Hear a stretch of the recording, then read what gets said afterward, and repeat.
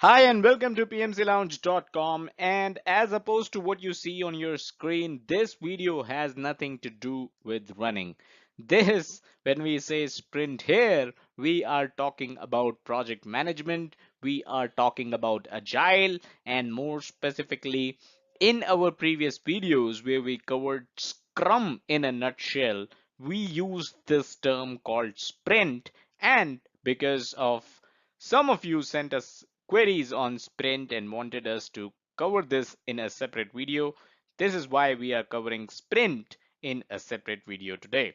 All right, so let's try to understand what Sprint is and why is it not related to running at all when it comes to project management. So the literal meaning of the word sprint, of course, is a short race run at full speed. So it's a short race and you typically run it at your full speed. How can this be related to project management? That'll be clear in the next slide. So the things that you need to remember from project management perspective is that sprints are limited to one calendar month, which is 30 days. 30 days of work is typically known as a sprint. By the way, where does sprint fit in the whole scheme of things? For that, do refer to a video on Scrum wherein we covered the entire life cycle of how to manage a project using Scrum, and you will be able to have the context of what we are talking about here when we say sprint. So sprints, they are limited to one calendar month. Note that we are talking about calendar month here. We are not talking about working days or business days. One calendar month, 30 days, that's a sprint for you. Now, during the sprint, so during these 30 days when you're working on a project, no changes are made that would endanger the sprint goal. So we discussed in our Scrum video how you take certain requirements, you grab a piece of work from the product backlog.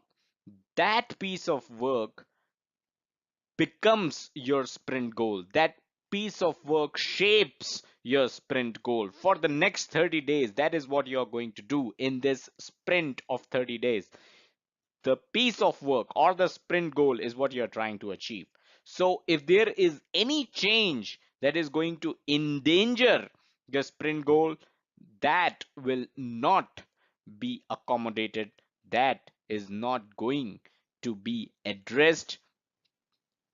Next is quality goals do not decrease. So if you have a certain quality goals, your goal is to by the 25th day to have 99% bug free code. If that is your goal, which has been agreed upon in this sprint, on the 25th day, your piece of code is going to be 99% bug free. This goal is not going to decrease. You cannot alter it. You cannot decrease the quality. And this is, by the way, during the sprint, right? During these 30 days we are talking about here. So scope may be clarified and renegotiated between the product owner and development team as more is learned. So sometimes from the product backlog, when the team grabs a piece of work, they might not have the total knowledge of what they are working on. As and when, let's say in the sprint of 30 days, when they reach the sixth day is when they realize that the piece of work that they have grabbed for this sprint needs to be clarified. And when it gets clarified, they understand that this is something which cannot be delivered in 30 days, right? For example, it is something which cannot be delivered in 30 days. Then they will go back to the negotiating table. The development team and the product owner are going to sit together and they are going to come up with what should the sprint goal be such that it is realistic. Remember, we cannot decrease the quality goals. We cannot change something which is going to endanger the sprint goal. So this is extremely important. This is these 3 points are basically during the sprint. This is what happens during the sprint. Finally, a new sprint starts immediately after the conclusion of the previous sprint. So once you're done with your 30 days, you will go back to the product backlog and you will grab another piece of work that is going to become your sprint goal. You are going to decide your sprint goal, and the team is going to work upon the next sprint. The next 30 days, the team will begin their work. So this is how sprints work.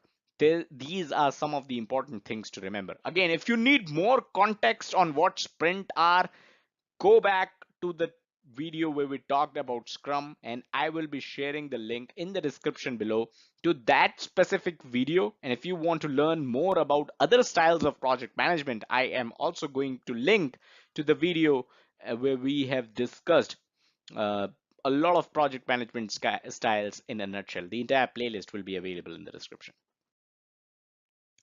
Now, one of the questions which led to the creation of this video is, why can this sprint last longer than a month? Why just a month? Why 30 days?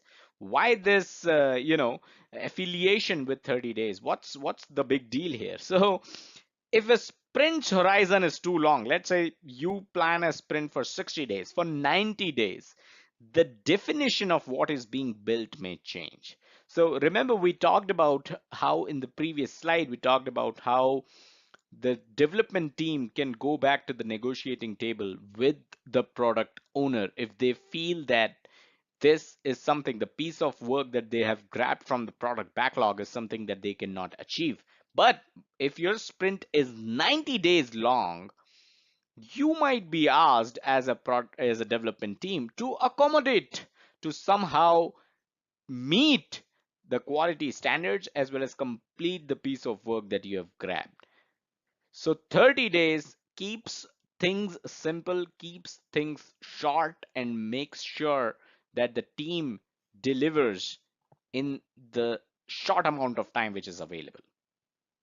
Now, as and when you have more time, the complexity and thus the risk is also going to increase, right? You may try to deliver complex functionalities, complex features, which you may not be able to deliver if your sprint is 30 days long. And finally, the entire idea of sprints, which by the way, the literal meaning, remember the literal meaning was to run a short race at full speed, right? So the whole idea of sprints is to enable predictability by ensuring inspection, which is your quality, and adaptation of progress toward a sprint goal at least every calendar month. So you are trying to reach to your sprint goal at least every calendar month, and you are thus making progress every single calendar month.